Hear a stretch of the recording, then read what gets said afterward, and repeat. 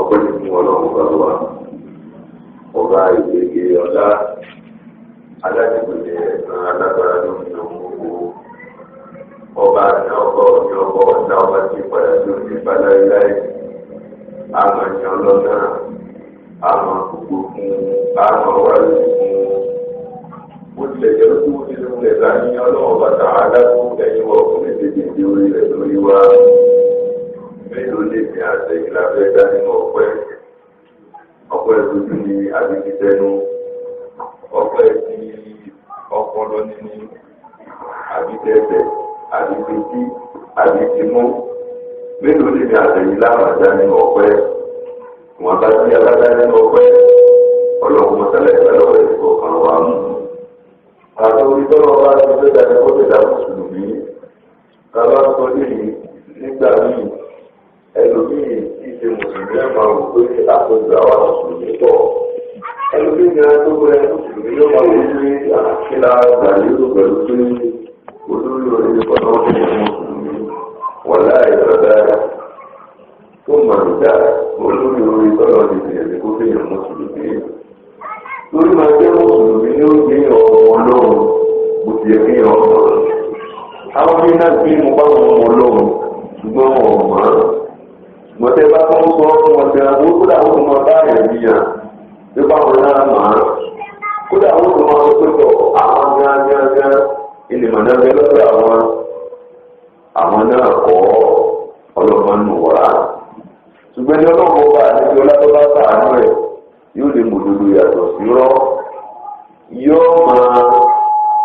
nǹkan tó gidi yàtọ̀ sí nǹkan tó gidi wàlẹ́ ẹ̀yìn ọlọ́mọ àti àtẹ̀jọ́lọ́pàá fún Islam yóò mọ lọ́wọ́ bó wá mọ lọ́wọ́ láti fi kọ́ mọ lọ́wọ́ yóò mọ̀ tún máa yí láti fi kọ́ mọ̀ tún máa yí ìṣẹ̀mí rẹ̀ wà rọrùn àti fi pé ìṣẹ̀mí rẹ̀ wà rọrùn rọ́rùn sí kíkú tí ọba tó wá kú yóò kú ní rọrùn yóò tún wá bá àánú Ọlọ́run pàdé lọ́jọ́ ọ̀kan yìí Ọlọ́run àwọn tó fẹ́ tó ti wá ní mùsùlùmí o ìmáa jẹ́ mùsùlùmí wa mẹ́jẹ̀ àlùpàtà aburú láéláé àlékún ìmánì púpọ̀ máa ṣe fún wa o ẹ̀sìn wájú púpọ̀ máa yé wa tààràtààrà tayátayá tọmọtọmọ Ọlọ́run jẹ́ sìn wọ́n púpọ̀ máa yé wa o tí bá ti yé wa jáde máa tẹ̀lé lánàá rẹ̀ mọ́nà wa o abẹ́ ọ ní Ọlọ́run mọ́sọ wa nù ẹlòmíín náà ìgbà tí ò sí màná Ọlọ́run fún níbi ń dààmú kiri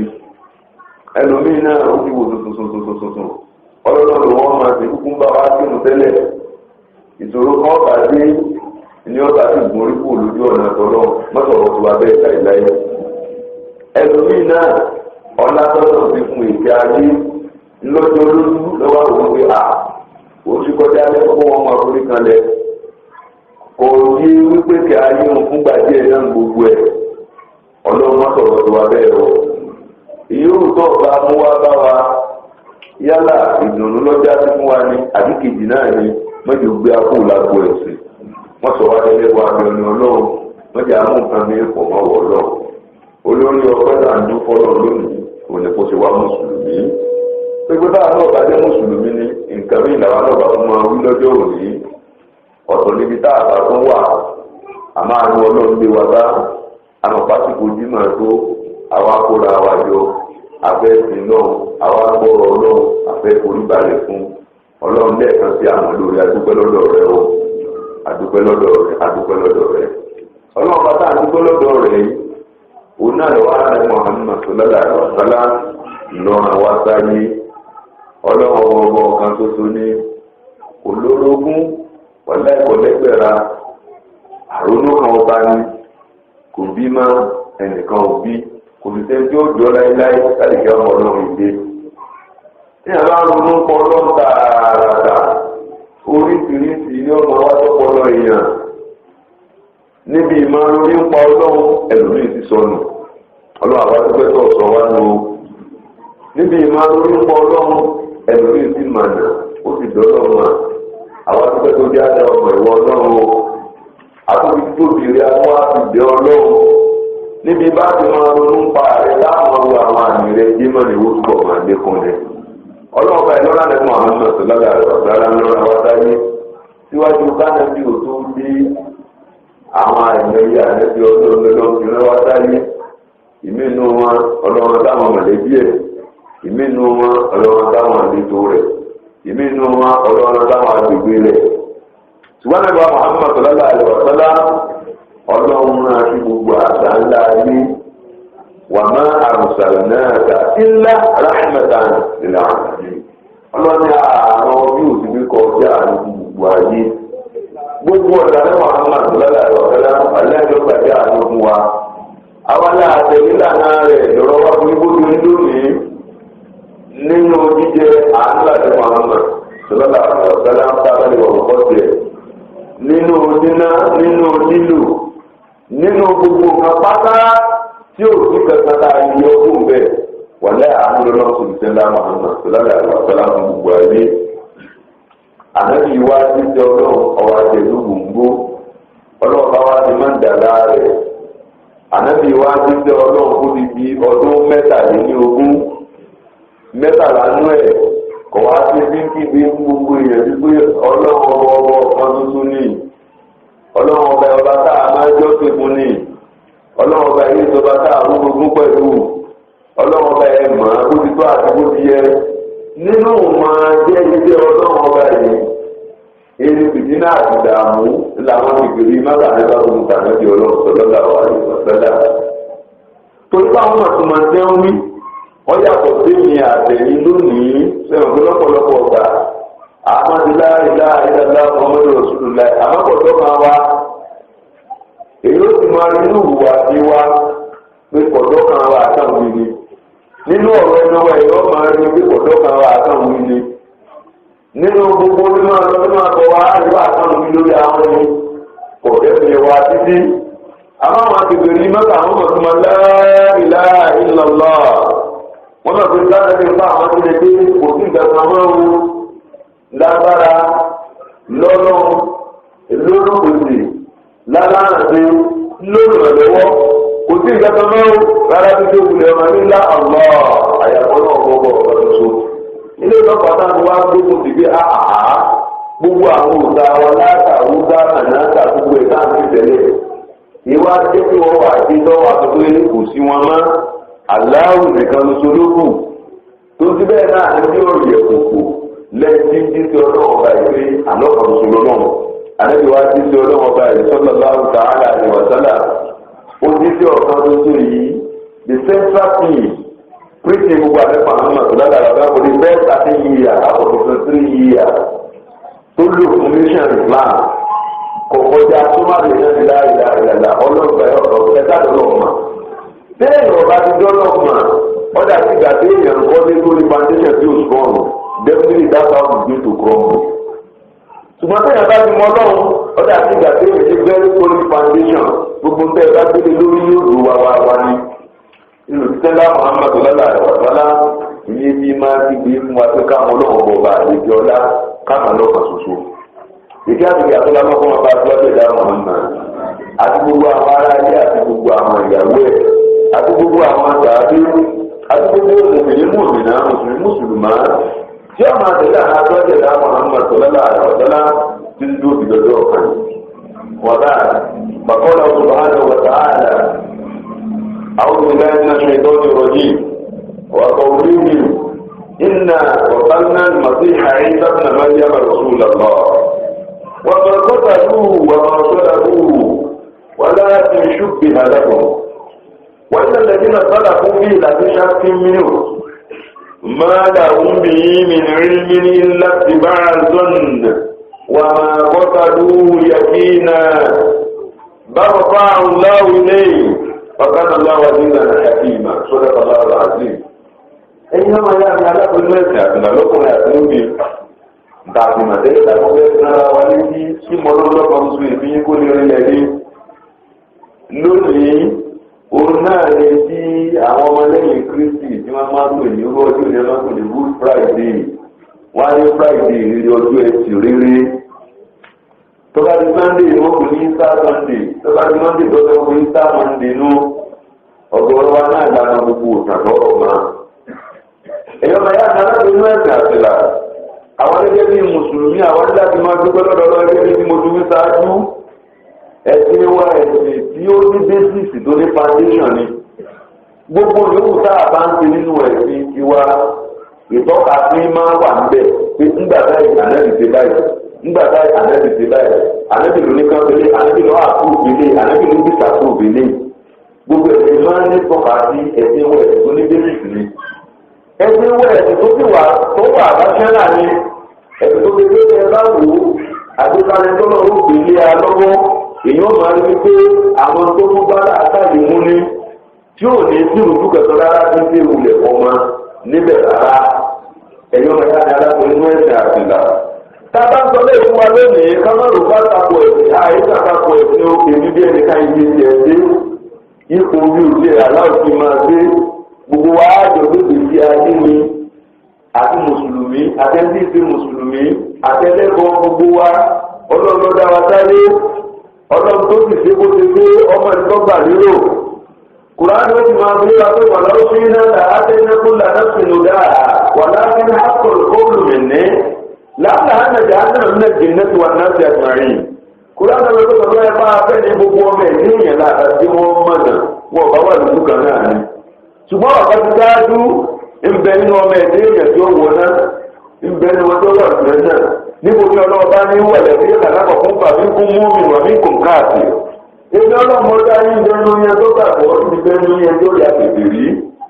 ẹ̀yọ́ màá yára alákòóso ẹ̀sà ìlàtà bá ń sọ kì í ṣe tàtàkù ẹ̀sìn kì í ṣe máa ní káfí bára wa jà kì í ṣe tó wáyé káfí dé láìpẹ́ ara wa bí ó ti bá wa bí mùsùlùmí ní gbogbo gbàrà á máa ń gbé wípé ẹ̀sìn wa kò sí tí ọ̀dà sí bọ́bá wá bẹ́ẹ̀ kí ni tó lọ sọ nípa ọjọ́ òní táwọn ọmọlẹ́yìn kristi tí wọ́n fi ń ṣàyájọ́ ilé ìdájọ́ ọ̀rọ̀ àgbọ̀ fúnra wa kí máa ń lè ní àtẹ̀yìn kó lè bá lékún sí ọlọ́run tó lékún sí ọmọ ìyá ni alákùnrin nínú ẹ̀sìn àtìlà gẹ́gẹ́ bí tí mo ń tẹnu máa ẹ̀sìn tiwa ẹ̀sìn bí máa ń dé lóṣìṣì ni ìdí máa ti ṣáájú kí n tiẹ̀ tó máa tó àyà ọlọ́run kùránì tí mo ké ń tọ́ gbàgbọ́ tèmi náà tí mo gbàgbọ́ ní tó lè jẹ́ pé náà lọ́gbọ́dọ̀ ṣéèkù gbogbo ìhùwàsí wa ìròrí wa àwọn àdéhùn wa àdéhùn wa tó pè ní àbídà ìtọ́gbọ́dọ̀ tí ó fẹ́ náà ní àyà Kùránì àwọn àyà Kùránì náà ni ó ṣe bẹ̀ ìlàpì mọ́lọ́gbọ̀n kan so. kí n tó máa lọ ẹ̀yọ́ ọmọ ìyá mi mo ń sọ wípé tọ̀ ẹ̀dínwó ẹ̀dùn náà bẹ̀rẹ̀ kan tí òrùjú ni lónìí bí wọ́n ṣe lónìí even among the Christians ó sì wà contestable dọ́là bí ọ̀la ọ̀sẹ̀ bẹ́ẹ̀ máa ní wọ́n máa contest láàrin ara wọn pé ó rí bẹ́ẹ̀ kò rí bẹ́ẹ̀ ọjọ́ bẹ́ẹ̀ kọjọ́ bẹ́ẹ̀. If you take time to read newspaper between today and Monday, you are going to see several articles táwọn èèyàn máa ń kọ within the Pentecostal churches àtàwọn churches mi gan ẹ oríṣiríṣi articles táwọn èèyàn máa kọ bí kí ni ọ̀sán pé thank God it is Easter bẹ́ẹ̀ bí kí ni ọ̀sán pé God is it crucifixion or crucifixion bí kí ni ọ̀sán fún yín pé tọ̀ was Jesus really nailed to the cross? Question mark. Oríṣiríṣi lẹ́yìn máa rí ìtí mo fẹ́ fàyọ́ bẹ̀ ni pé even within the Christendom it is still a subject of controversy. The crucifixion of Jesus Christ is still a subject of controversy. There is no doubt about that. Bẹ̀rẹ̀ wá fi tiwọn lẹ̀ kí ni tí Kùránì ti wá wí. Áyà tí mo fẹ́ fún yín ọmọ ìyá mi aláboyún mẹ́sìn àtìlà áyà tí mi ọ̀rẹ́ náà máa nínú Súrátù Nìsá ọgbà ọ̀rọ̀ ìkẹrin áyà 157. Ọlọ́run ọba àlejò ọlọ́niwà kan níhìn ẹ̀rọ máa gbọ́rọ̀ wọn ní àwọn nàṣọ́rá àwọn tí àwọn ọ̀rọ̀ ẹ̀ máa gbọ́ tí ń wí ni iná bọ̀tánà màsí àyíká fún Maryam Rasulullah wọn lá apá Jésù àwọn apá ìsọ ọmọ Maryam apá òjíṣẹ́ Ọlọ́run bó láti òjíṣẹ́ Ọlọ́run àwọn akọ́ta lù Ọlọ́run ojú tó lọ́wọ́ àwọn akọ́ta lù lọ́wọ́ wọn pa wọn pa. Ànábì tèmi tí a lè mú lórí ìkọ̀ọ̀tún ọ̀pàá rẹ̀ ẹni àwọ̀. Wọ́n máa gbọ́dọ̀ bú wọn ọ̀kan lára bí ṣe wulẹ̀ kọ́ mọ́. Ànábì tèmi ẹgbẹ́ tí a lè kàn má gbélé wò ó. Kìí sànábì tọ́lọ́. Àtọ́lọ́ ọ̀dàgbára sí ìlú ọ̀ni. Ọmọ ya mi alákùnrin mẹ́ta àtẹ̀dá. Tọ́ọ̀bù àwọn ti gbogbo ẹ̀ wọ́n rí Ànábì Ibrahim alẹ́ ìtọ́lá bù wàsálà. Ànábì Ibrahim lè sọ pé mo lọ́dọ̀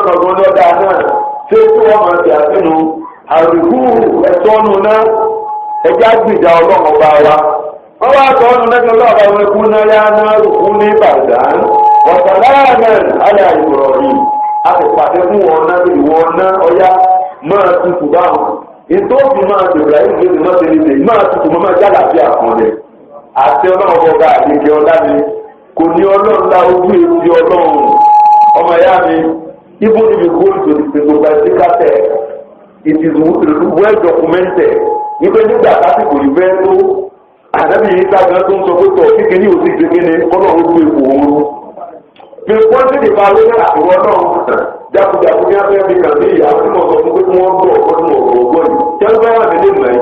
ìwọ náà gbé ipò mi rú o sọ́nà wà ní ìgbàgbọ́ àdábì rẹ̀ ni. ọlọ́run wà máa kọ́ta lù wà máa tọ́lá fún wọn ọ̀pá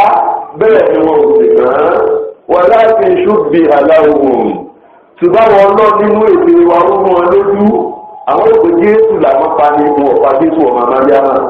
ọmọ ayá mi you can take your time and go and get like your leader and go and look at the object of crucifixion. You are going to see so many facts there. Wọ́n ti àwọn kan ní Baptist, wọ́n ti àwọn kan ní Dókítà, wọ́n ti àwọn Christian group yẹn pọ̀. Oníkálukú wọn ló ní ìdẹ́sì yìí ìpétọ̀ àwọn kan ní wọ́n gbà pé substitution ni ẹ̀rọ ṣe pé kì í ṣe Jésù. Wọ́n gbà pé tọ̀ àwọn ẹni tí ó gbé wọ̀njọ́ náà níjọ́ wọn ń tẹ̀lé yẹn má gbèdé kù àwọ̀ Jésù ni kì í ṣe Jésù gángan. You know what is called apparent in physics? Those of us are physics. What is called apparent death and real death? When something is apparent, it appears to be so, but in reality it is never so. Àwọn gbàgbọ́ bẹ́ẹ̀. Àwọn kan ní wọ́n tẹ̀lé kò sí nítorí wọn lára bí ṣé ìwúlẹ̀ kọ́ mọ́. In years past, mo máa ń mú wẹ̀yẹ̀ wá tí màá kà wá kan. Níwọ̀n náà lọ kà á fúnra rẹ̀. Ó ń kálukú wa láàrin ilẹ̀ pé controversy ọ̀pọ̀. Kùránì ọ̀rọ̀ àtọ́tọ́ wà láti ṣùgbì aláwò ó ń bẹ̀rẹ̀ lójú wọn ní wọn ọ̀pá níbi yìí sá ọmọ Màríyámà rárá bí ṣe wulẹ̀ máa. Ọlọ́run náà wú ní yín mi rí láti máa lọ́nà. Wọ́n lẹ́wọ̀ ní màálẹ́ lórí rẹ̀ o. Wọ́n ti wà fún ní not even conjecture. Ìwà just conjecture. Wọ́n sàn lóru bẹ́ẹ̀ ni. Kì í ṣe bẹ́ẹ̀ rárá bí ṣe wulẹ̀ ọmọ ọ̀pá níbi ọlọ́run. Kì í sànẹ́bí yìí sá wọ́n sàn láti lé wù ú. Wọn ọ̀pá ìjẹ́ńbẹ̀ bí ọ̀kọ́jà àfẹ́sọ wọn lóru mọ́tọ́ àwọn àtàkọ̀ tọrọ ma kò sì sábìdì fún ilé tó gbogbo ojú níwọ̀n àbá tó lóbi náà ma lórí nígbà yìí àmọ́ wọn máa yá mi lọ wo fídíò abẹ́gídà àdúgbò owó ti bọ̀ dára tó wà tó ti bí ìṣúbà dé pọ́jù tàbí bẹ́ẹ̀ kọ̀ọ̀kọ́ lọ ka àwọn newspaper abẹ́gídà lórí conviction and crucifixion àbí bẹ́ẹ̀ kọ̀ọ̀kọ́ lọ ka àwọn tó many newspapers on the subject of crucifixion in Christendom. Written by Muslims and non-Muslims. In fact, you will do yourself a favor by reading the ones that are even written by non-Muslims first. Kọ́kọ́kọ́ kà wọ́n, mo ti kà wọ́n sọ́pọ̀ dáadáa láwọn àsìkò kan. Ọmọ ìyá mi alágbèéká ẹ̀sìn àbílà, you just go out to subject of controversy ilé gbogbo kìíní yìí. Then because táwọn èèyàn ti sọ, I think it was Adolf Hitler tó rí mi báyìí rí. Only when you practice it by 1,000 times, many people perceive it as being the truth. Olùkọ́ bá parọ́ wọn tẹnu máa níbi ẹsẹ̀ ọ̀hún olùkọ́ àtọ́kọ̀lọpọ̀ ìyọ́ ọgbà àkọ́kọ́ òdodo rẹ̀ bẹ́ẹ̀ gan lọ̀rọ̀ kiri títí dòní torí báwọn èèyàn wọn ń tẹnu máa ti lè jà ní ẹ̀sán ní olúwa tó gbàdà wọn kàn máa ti lè kú ó kún torí ẹsẹ̀ tiwa ó kún torí kíní kan many people who climb and drink without even ruminate without taking a coffee they are taking it like that kò sì rí bẹ́ẹ̀ rárá títí ìwúlẹ̀ ọmọ ìyá mi alápàlẹ́ ọlọ́dún wà máa kọ́ta lóhùn yẹ kí iná ọlọ́dún kọ́ sọ́yà wà máa kọ́ta lóhùn yẹ kí iná àní ọ̀bẹ ṣùọ́tì yẹ kí pẹ̀lú òdodo tí ó tó sáté gan dáadáa wà máa kọ́ta lóhùn àdéhùn ọ̀pá ọmọ ìyá mi alápàlẹ́ mẹ́ta àtìlá ibi tí ara di tí àwa ti yàtọ̀ sáwọn ọmọlẹ́yìn Kristi lónìí nìyẹn àní gbàlá ilé orí pé wòye jáde fún wa wípé wọn ọ̀pá and even ìtàn ó sì máa rìkọ́ọ̀dù ẹ̀ lọ láíláí náà wípé wọn ò pa rárá bí ṣe wulẹ̀ kọ́ ma ọlọ́ni bá rọ̀ fún àrùn láwùjẹ yìí èmi ọlọ́run ni mo gbé ànábì Ìsá àlẹ́ ìtọ́ láti wà sọ́lá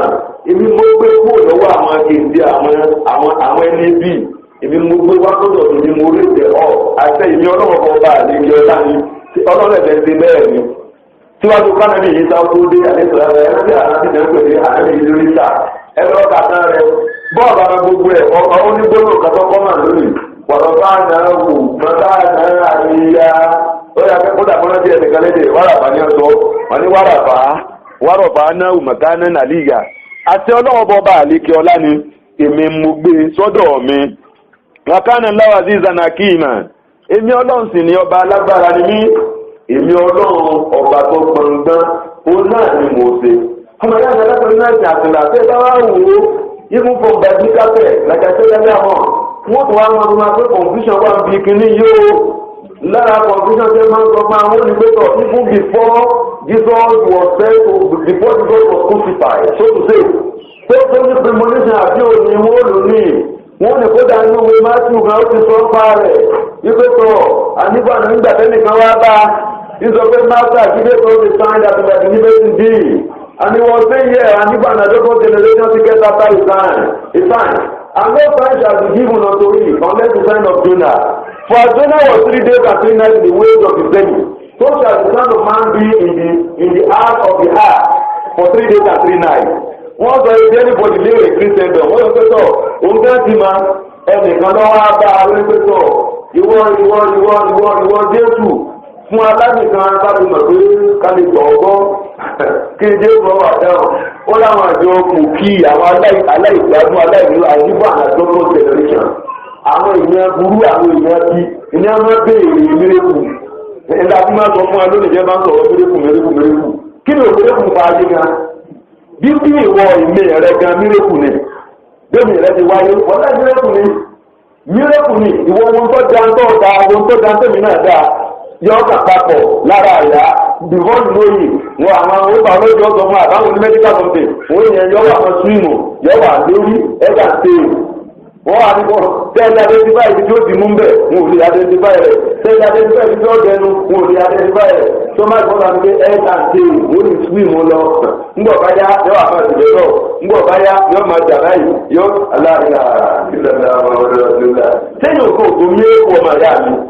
sẹ́yìn gan kò tó láti mọ̀ wípé iṣẹ́ ìyanu ọlọ́run ọba àti ìyọlá òun náà nìyẹn. ẹ wọ̀rọ̀ tí mò ń sọ èdè kò tó mírèkù ni ọmọ ìyá mi mọ́kànmá pé mo tọ́ọ̀tì kankan wẹ́ ní ìmì ni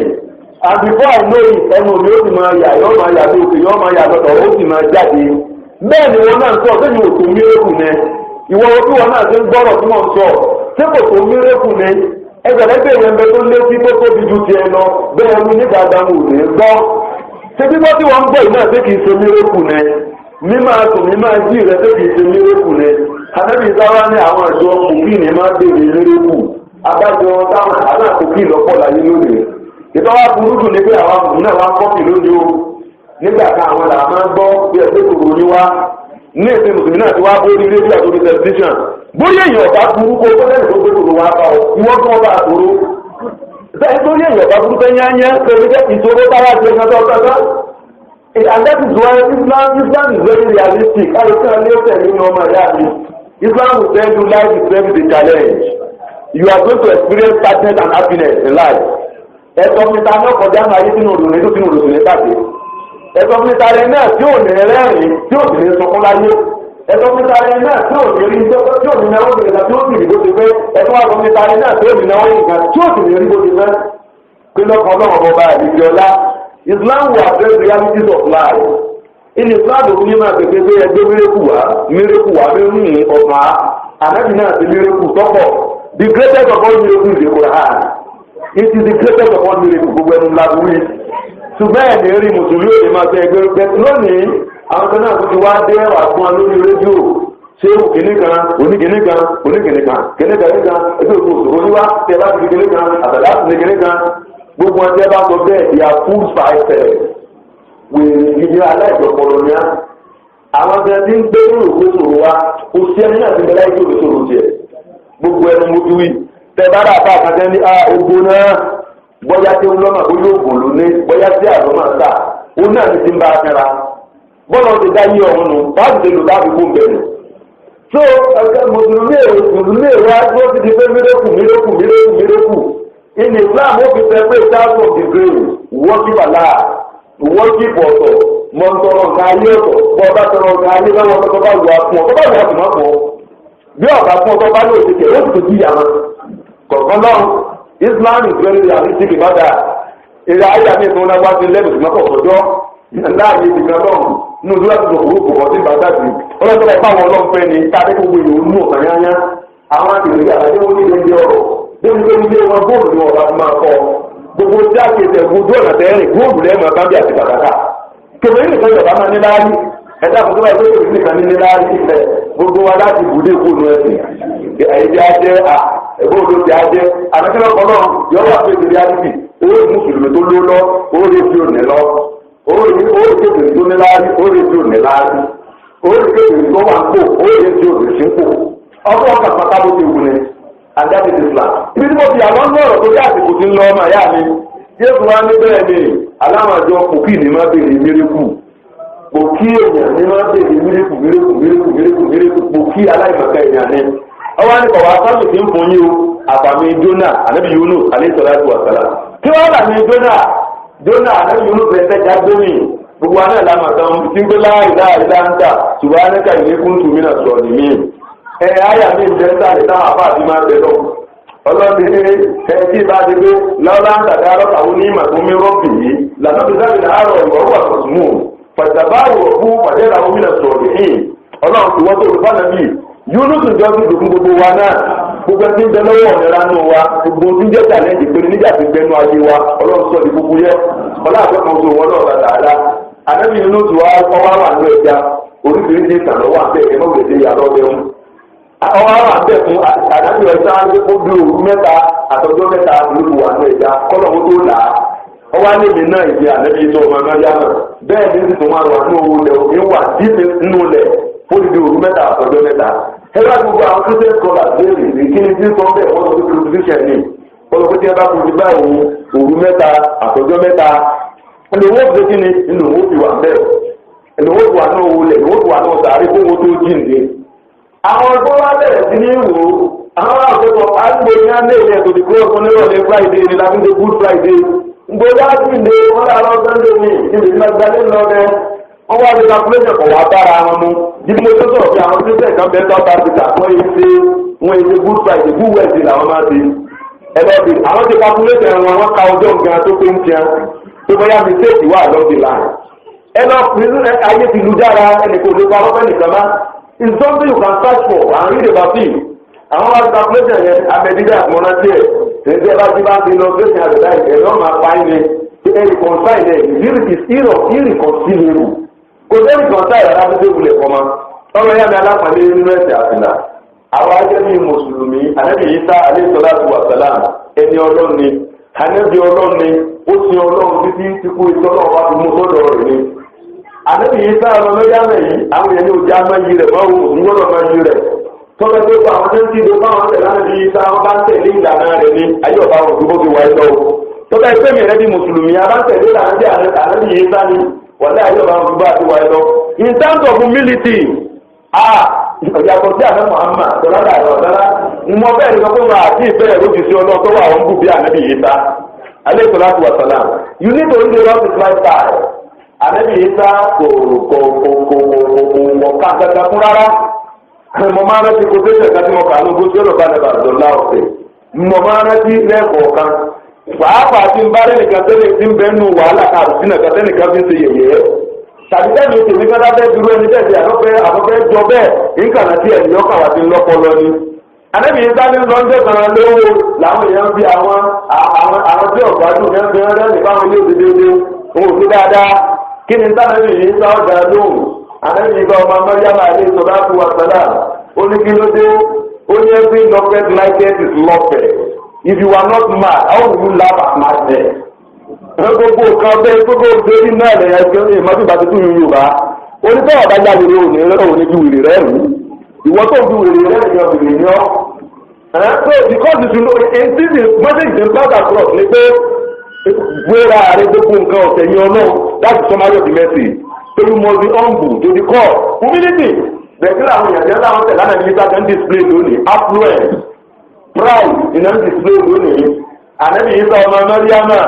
wọ́n sọ fún akẹ́tọ̀ lòdì ẹ̀ka ayékùn kankan rárá ti dé wulẹ̀ ọmọ ń tiẹ̀ àmọ́ lónìí ẹ̀rọ àwọn ọmọlẹ́wọ̀n ànábì Ìsá tó tọ̀ my God is not the God of poverty if you want your business to raise say amen ẹ̀rí máa fa mi ti bá wọn lórí screen ìjà máa wọ́n o just to ọ̀dà akéwọ̀n máa bá wọn òfin gbà mí lẹ́ẹ̀kọ̀ọ̀kan. You go into the country, you just look at it, you compare their lifestyle with that of Ànábì Ìsá alayhi salatu, you see that kọ̀ọ̀kan ilé ìtumọ̀ra rárá dídé wulẹ̀ kọ́ ma ẹ̀yọ́ ọmọ yá mi aláṣẹ ní ẹ̀sìn àtìlá. Bí wọ́n bá ń sọ pé Ànábì Ìsá Kùránì já ni wọn ọ̀kan o. Kí ẹ bá sọ pé wọ́n pa Kùránì wá ni wọn ò pa. Kùránì wá dé wá pé Ànábì Ọlọ́run kì í lẹ tí a máa ń sọ. Ànábì Ọlọ́run gbogbo Ànábì Ọlọ́run ni a máa ń gbógun sí àwọn ọmọ náà borí ni. Ẹ̀ka Ànábì ọ̀tún ògbórí ti ń gbọ́. Ẹgbàgbé rọ́bì náà ti ní wàhálì nínú ẹ̀yà àmàlùmọ́nà tí Ànábì Ọlọ́run kan ní ẹ̀rọ Ọlọ́run wọ́n rìn ní ìmọ̀ tó ọ̀gá sáà ló rẹ̀ lọ. Ọlọ́run ọjà ní oṣù ní wọ́n ti mọ̀ àádìgbò borí wọn lórí borí wọn náà àti Ọlọ́run bọ́ba àdìgbò ọlá mi. Ẹgbàgbé ní Ànábì Nuhu alayhi salatu wa salam ń gbọ́ ọ̀rọ̀ tuntun ìwọ náà ọ̀kúntù sẹ́kúrò fákùnrin náà láti gàfà yòó sí ìsàmà àlékún ìwọ náà mo ti sọ pé mo ní wọ́n tọrọ àforíjì lọ́dọ̀ rẹ mú ní torí rẹ wọn ọ̀gbọ̀n dáhùn ọlọ́run bóòlù ti ajé ìwọ ọlọ́run wa nígbà mi ọlọ́run ní àwọn ọlọ́run bọba nínú lọ́dún kan mọ́ ìlọ ó ní àwọn ọlọ́run á sì là á á ní gbogbo àwọn ìkúkú wọn tẹ̀lé àwọn ọlọ́run la là á ànábì Mùsá ń kọ́ àlẹ́ sọ́lá tó wà sẹ́lá ọlọ́run mú kúrò lọ́wọ́ fèrè àwọn àtàwọn ènìyàn ọlọ́run sì là á tàbí yìí sá ìfẹ̀sẹ̀sán kẹfìrí ò wà ní lágbára ọ̀tá ànábì ọlọ́run kò ní lágbára lórí ànábì ọlọ́run tó lórí bẹ́ẹ̀ kọ́ ọmọ ìyá mi bí Kùránì ti wá fún ìsọdílé gẹ́gẹ́ mo ti sọ nípìnlẹ̀ ọ̀rọ̀ kí sọ̀rọ̀ àtàkọ̀ sí ìjọsọ̀ enlightenment and for you and I to increase in iman kó kálukú wa kálí fún iman ni wa sí káfí máa dá sí many of us they are not enlightened many of us we don't know much about our faith many of us we don't even care láti mọ̀ ẹtí tí o ní tuma láàmú mú wa it is not until you are able to read everything in Arabic ló tó wà enlightened lórí ọ̀rọ̀ ẹ̀sìn wa. Ìdí àtọ̀mí ní pẹ̀ ọ̀pọ̀ lómi tó lè kà tí ó ṣẹ̀dí more life on issues. Kò lè kìí ṣe ń tọ́jà tí ó kí Mùsùlùmí kí wọ́n máa bẹ̀rẹ̀ wẹ́ẹ́ èdè àjọṣe náà ṣe or you must know why must you not know? You are a Muslim as an elected Muslim you must know. Ọgbọ́dọ̀ mọ̀ ní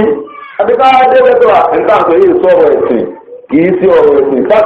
láti ayé rẹ̀ fún Jésù Kristi gbàgẹ́gẹ́ bí Olúwa àti olùgbàlà rẹ̀ kọ́ wa ní kọ́mẹ́ǹtì wọn wá bọ́ ń yàrá rẹ̀ wà ní kọ́mẹ́ǹtì ìgbà ìṣètò yọ̀tẹ̀. Àwọn ní kọ́mẹ́ǹtì tó ń sọ ìwọ náà wà ní títẹ̀ lákòókò pé bọ̀ bí ìbàdí kan fi fún ọ̀gbọ́dọ̀ wà má bí ìrìnà lẹ́yìn. Kó nǹkan mọ̀ pé òun fi lé yà wọ́n wà kálẹ̀kùn lé olórí ọwọ́ náà má ti bí ìdè rẹ̀. No. Àbíkọ́ challenge wa ń gbà mí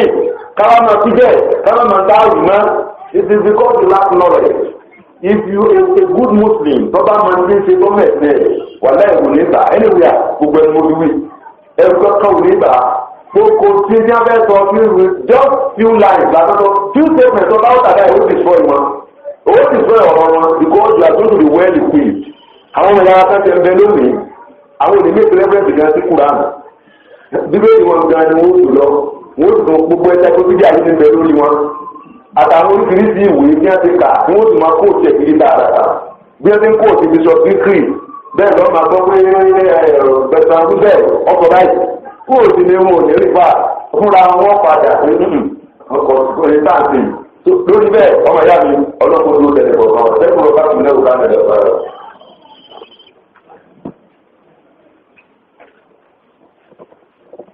عبادة الله وتعالى الذين لا يعبدون الله والإنسان وإيتاء ذي القربى وينهى عن الفحشاء والمنكر والبغي يعظكم لعلكم تذكرون. ọlọ́ba pàdé àwọn ọ̀dọ́ fún wa òbí dídọ́ wọlé kálukú wa o ẹ̀jẹ̀ àti dídí láàrin ara wa bí ní àpá àkọ́jọ́ mùsùlùmí kò ní ọmọdé dídí sí kìrìsìtẹ́nì o dídí àárín ara wa gbọ́dọ̀ dáàbẹ̀ ntọ́ bá tọ́ sí kìrìsìtẹ́nì fún kódà tó tọ́ sí pé jáà òògùn náà ni ẹnu bí ẹsẹ̀ láti yàtọ̀ dàkún dínú fún ìyẹ̀sẹ̀ kò sí bá náà lọ kò sí mú jà lọ rárá títí ìwúlẹ̀ kọ́ ma Kùránì wà lọ àkọ́kọ́ Kùránì náà tó yíjú ìlà àtẹ̀bíjì rọ̀ pé kàbí ní kí wọ́n ti wà lórí ìtọ́sílẹ̀ àkànà wà jáde lòun bí lè sí àkànà إن ربك هو أعلم من ضل عن سبيله وهو أعلم بالمهتدين. Kùránì náà tó gbé àwọn èèyàn tó dúró lọ́lọ́run bíi ikma pẹ̀lú àyà Kùránì tó fún wọn ọgbọ́n. When you read the Quran and beautiful preaching, your preaching must be beautiful. And how can your preaching be beautiful without knowledge? That means you must seek for knowledge. And how your beautiful preaching must not be insulting. You don't insult people because you are preaching. You don't insult the enemy of man, enemy alone. Àwọn arẹ́gẹ̀ẹ́ ìdí kìrìsìtẹ́nì ni wọ́n iná kùlà èyí jẹ́ ìwọ́pọ̀ níná lọ ó sì mọ̀ tó ṣe jù lọ́la ó sọ fún mi pé tọ́ Islam fi rẹ̀ wà lọ ọ̀lẹ́sẹ̀ ọ̀ jẹ́ mọ́tò mẹ́tọ́dìkà ọ̀gbùgbù dáwà àwọn ọ̀nà ń bẹ ẹ̀fọn náà kẹ́kọ̀ọ́ rẹ̀ àwọn ọ̀nà tí wọ́n máa gbà bọ́ọ̀lù kalẹ̀ in the community like this ẹlẹ́bí àti wà Nàìjíríà tá a bá máa ní sùúrù fúnra ká máa fi làákàyè bára wa tó I'm telling you mọ́tò ní ọ̀kan náà àwọn ọ̀yà wa bàbá wa ọlọ́run bá àtàlẹ́kùn dáadáa fún àwọn gbogbo náà wà lónìí Professor Nurudeen Alao former vice chancellor of the University of Lagos very brilliant he is my mentor tomorrow mọ́tò ní pé àwọn bèbèrè never pass comment about one that I will be very brilliant very intelligent but he do religious kò sí kébèrè ọ̀gá yé tó pass comment about me he is very brilliant very intelligent the first professor of analytical geography in West Africa and he is very brilliant very intelligent but he do religious and that is to say is that it is an adjutant of the party ẹgbẹ́ mùsùlùmí lẹ́yìn kì í sọ lọ́bẹ̀ ẹ̀yọ mùsùlùmí tó yẹ pé ni bó ti yẹ kí á dìbò ẹ̀yìn àbúrò mẹ́ irúgbó ti yẹ kó kálukú wọ́n sí pọ̀lọ́lẹ̀ kí má yàgbẹ́ ìrìn àti bóti lọ ọlọ́ọ̀bá pa aládẹ̀yẹ àti lílé láàrin ara wọn the guidance of our team let us be fair to ourselves ká sọ̀rọ̀ dáadáa láàrin ara wa ká fún kálukú lẹ́tọ̀ọ́ tirẹ̀ nítorí yẹ ká sí láàrin ara wa kódà bí ẹ bá bí dùnú bá tẹ̀lé sí wọn ká bá wọn yọ ṣùgbọ́n kó ní limit kì í ṣe ìdùnnú pé ìdùnnú tí ó tún mú ọkọjá àlábì ẹ̀sìn tiẹ̀ tí aburú bá tẹ̀lé ẹ̀tún ẹ̀ bá kẹ́dùn èèyàn jọ ní gbogbo wa ọlọ́run sì máa fi tó kálukú parí ọ̀rọ̀ ẹ̀ sí. wọ́n ní bá dáadáa ẹja ti dáadáa láàrin ara wa o wọ́n ní tẹ̀sí kúrò ìgbàgbọ́ àwọn alásùnmáwò àwọn mọ̀lẹ́bí wa ẹja ti dáadáa pẹ̀lú wọn. mọ́ máa tẹnu máa ń lẹ Yorùbá àfikún ọ̀sà àánú kálukú gbogbo ayé ní ọ̀dọ̀ pẹ́tọ́ ìdílé gan wọn ní ẹ̀yìnkùlé lọ́dà wà nínú ilé láti ní gbé wọn ní olórí ogun lógun ìdílé Yorùbá ló ní gbogbo ìdí lọ́dọ̀ débi pé tọ́lọ̀ bá pa tó ní gan ò ní ti dáadáa náà mọ̀lẹ́bí ẹ̀kẹ́kẹ́ ṣùgbọ́n Islam ọ̀pọ̀ rẹ̀ ìdílé mọ́ ọ̀nà ti dáadáa tí wọ́n ní irú tí wọ́n bá tó wá sáì dáa pẹ̀lú rẹ̀ ó ti ti dáadáa náà ní ìdí Islam ọ̀pọ̀ wa ni torí ìwọ́tọ́ lágbára ti dé dáadáa ìwọ́kọ́ lágbára gan náà ló fún ọ ọkọ̀ ìwọ náà ni bóyá nípa àsìkì bóyá nípa àpò bóyá nípa nǹkan kan lórí lágbára ọkọ̀ ìwọ náà ló kó lọ́dọ̀ rẹ bẹ́ẹ̀ ó sì fi tàjọ́wò kan náà ni so agbọ́dọ̀ fi dáadáa pẹ̀lú ara ní ẹni kì í ṣe tọ́jà ní káwá dé ta fún wọn máa lè yan rí ta bí i láti sálámà very nice indeed àmọ́ tó bá dé nù lé gbogbo fàdé yìí náà wọn yìí bí wọn bá ti ń wọlé àyà kì í ṣe gan rí kéwòn ti ẹ̀fẹ̀ wọlé káyà ìyàwó máa já ẹ̀mí àti èyí o nígbà tí kò bá ẹ̀rọ ìmọ̀ tó mo dé ẹ̀rọ ọba àwọn ọmọ owó orí ibù jẹ kò sínú oríire o kọ́ wọnú ilé ẹ̀kí ní ìyàwó ẹ̀rọ sínú ọgọ́rùn-ún lóríire rẹ àwọn bẹ́ẹ̀ mo lé wọn ní bẹ̀rẹ̀ àgbègbè fún ọkàn ayáwó jàgàràgà ẹnìkan nígbà ẹgbẹ́ jẹ tó sọ̀rọ̀ lórí nígbà ọ sara ìdíjọpọ̀ ní èmi àkótá gidi ń péjò ọmọdé náà wà rí ibùsọ̀ mọ̀ ní ìlú méjì kọ̀ mọ́ àkótá gidi lóòótọ́ ó ní àkótá gidi ń péjò onítọ̀ bá jẹ́ òṣùntọ̀ ẹ̀gbọ́n ọ̀pọ̀ gbà náà ó ṣe ọlọ́pọ̀ ti bẹ lára àwọn mi ọ̀wọ̀ náà lọ́wọ́ ajáyé ìyàwó èèyàn máa já èyí ó ti túrú lọ máa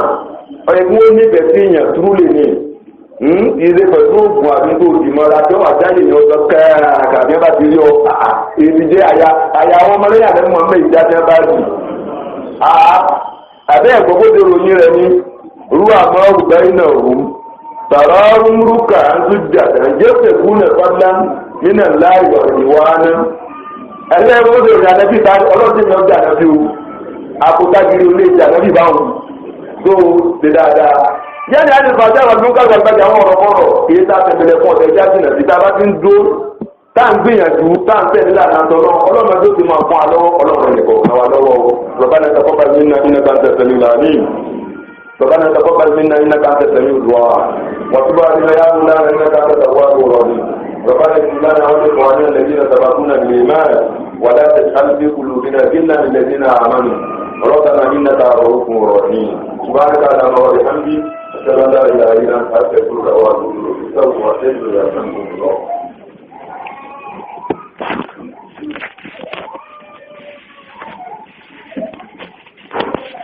الله أكبر الله